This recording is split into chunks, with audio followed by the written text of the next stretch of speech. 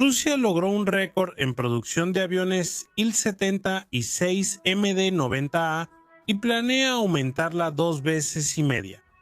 ¿Qué tipo de avión es este? ¿Por qué este avión es cada vez más relevante en la situación de Venezuela, Irán y Groenlandia? ¿Y por qué solo Rusia y China pueden fabricarlo en serie actualmente? Les hablaremos de esto y de una nueva historia de rescate tras un breve resumen de noticias positivas.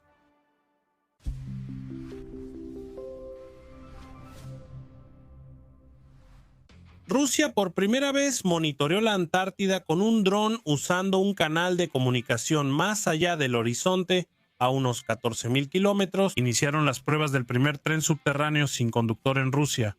Moscú 2024. Inició la producción del tractocamión KAMAZ 6596 generación K5. El motor asíncrono de tracción del primer tren ruso de alta velocidad aprobó las pruebas de aceptación. El astillero de Yotkinsk botó el barco pesquero Karawinsky Saliv. En Leningrado fabricaron la segunda potente turbina de gas rusa para la nueva central termoeléctrica del lejano oriente. En el colisionador Nika, el haz de partículas logró por primera vez un recorrido completo y circula establemente, acercando el inicio de experimentos. El telescopio orbital ruso Spectre-RG completó un programa científico que duró 6 años y continúa funcionando. En Rosatom crearon el primer inversor modular nacional para plantas solares.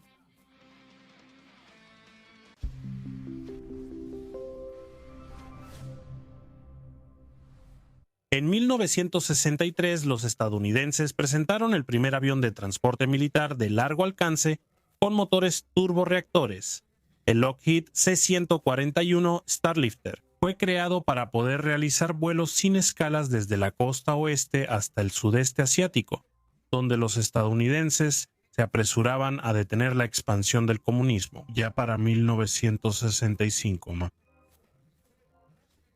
En Rosatom, Vietnam transportaba militares y cargamentos de Estados Unidos y luego devolvía heridos y muertos. Aunque el avión llegó justo a tiempo y pudo cumplir con sus funciones, pronto se descubrieron errores de ingeniería. La planta de energía y la resistencia del fuselaje permitían llevar 30 toneladas, pero por el compartimiento pequeño solo se transportaban 21 toneladas. Esta deficiencia fue corregida en la siguiente modificación, pero ya en 1968 la producción se detuvo para siempre. No fue porque el avión fuera malo, sino porque las 285 unidades producidas cubrieron las necesidades de la Fuerza Aérea de Estados Unidos por décadas. En 1991 llegó el Boeing C-17 Globemaster III para reemplazar la envejecida flota de Starlifter. Se fabricó hasta 2015 con 270 unidades.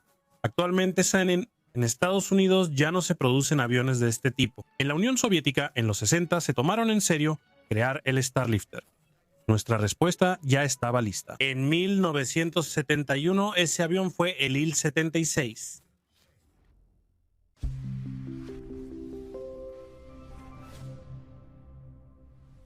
En 1971, despegó el avión de transporte pesado a reacción Il-76, creado en la oficina de diseño de Ilyushin. El diseño de la aeronave incorporó soluciones innovadoras como potente mecanización alar, tren de aterrizaje original de múltiples ruedas apto para aeródromos de tierra, rampa y polipasto que facilitan la carga y descarga, destacando su gran versatilidad. Podía transportar cargas civiles y militares, operar desembarcos, servir como cisterna, rescate, hospital aéreo, puesto de mando contra incendios y avión de reconocimiento. Nuestro país fabricó 955 Il-70 y 6 y más de 100 se enviaron al extranjero. La disolución de la Unión detuvo la producción, pues estos aviones se fabricaban en la planta de Tashkent, evacuada a Uzbekistán desde Moscú. Durante la Gran Guerra Patria, Uzbekistán buscó mantener la producción independiente de aviones. Para el año 2000 quedó claro que eso era imposible y el antiguo gigante soviético se dedicó a producir pequeños artículos domésticos para la población. Aunque Rusia aún tenía una buena reserva de Il-76, debió reiniciar su producción localmente casi desde cero.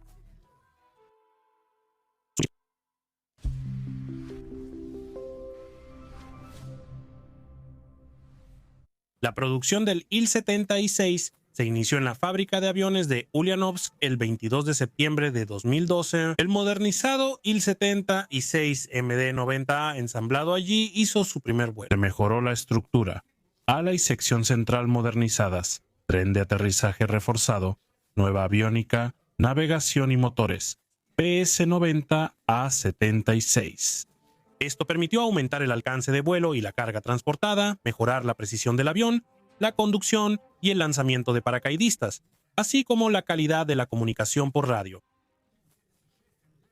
El Il-76 MD-90A puede llevar 60 toneladas hasta 4.000 kilómetros, convirtiéndose en el nuevo caballo de batalla de la aviación militar rusa. El país logró superar la difícil tarea de resucitar el legendario avión y además en una versión mejorada. Sin embargo, hubo problemas con la producción en masa. Ya no podíamos costear la escala de la Unión y también faltaba personal calificado para producir esta máquina única pero compleja. Para aumentar la producción, la fábrica implementó una línea de ensamblaje, reduciendo la complejidad del proceso en 38%. El posicionamiento láser implementado aseguró gran precisión en el acoplamiento de todos los elementos del avión. En 2021, el primer Il-76 MD-90A ensamblado en esa línea fue enviado a prueba.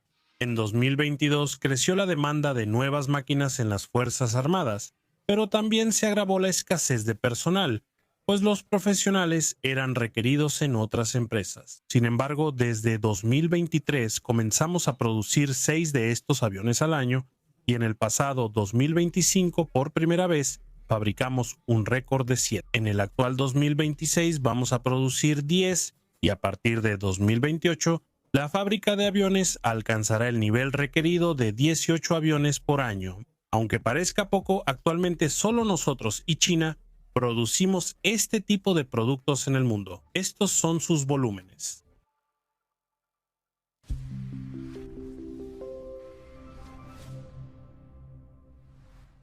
Como ya dijimos, los estadounidenses dejaron de producir el Boeing C-17 Globemaster III en 2015 por razones financieras. La producción es cara y los aviones existentes bastarán por décadas. Los chinos, por su parte, en 2012 hicieron volar el primer prototipo de su propio análogo llamado Yun-20 o Chica Gorda, como se le apodó de manera no oficial. Si se quiere, en él se pueden notar tanto rasgos de Boeing como de nuestro Il-76. Los primeros aviones de serie chinos usaron motores rusos D-30KP2, pero después emplearon motores propios. Desde 2013 se han producido 95 de estos aviones, es decir, el ritmo promedio de producción fue de 7 unidades por año. Como ven, no es mucho, sobre todo para un país como China. Actualmente hay una situación única en el mundo. Solo 2 países fabrican en serie aviones de transporte militar pesado con turborreactores. También hay máquinas súper pesadas como el Lockheed C-5 Super Galaxy o el An-124 Ruslan, pero eso ya es otra liga, otro costo y otras tareas. También existe una clase de aviones de transporte turbohélice como el Lockheed Martin C-130J Super Hércules, pero tienen menor capacidad de carga, velocidad y alcance. La Il-76 se usa cuando los aviones de carga pesada son demasiado y los turbohélice insuficientes. Usamos estos aviones para llevar carga a la Antártida, y los estadounidenses emplean el C-17 en operaciones humanitarias. El objetivo principal de estas aeronaves es proyectar poder militar y cumplir misiones importantes. En vísperas del secuestro, nuestro 76 voló a Venezuela con una carga muy valiosa según la ruta. Los estadounidenses evacuaban de Venezuela a sus militares heridos en operaciones especiales.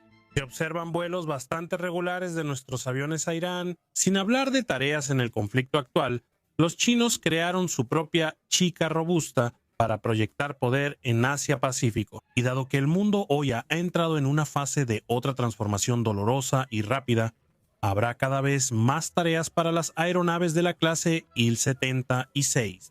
Por eso era clave para Rusia recuperar su producción. Y que pase de 7 a 18 aviones al año es una excelente noticia. Seguiremos informando sobre los avances.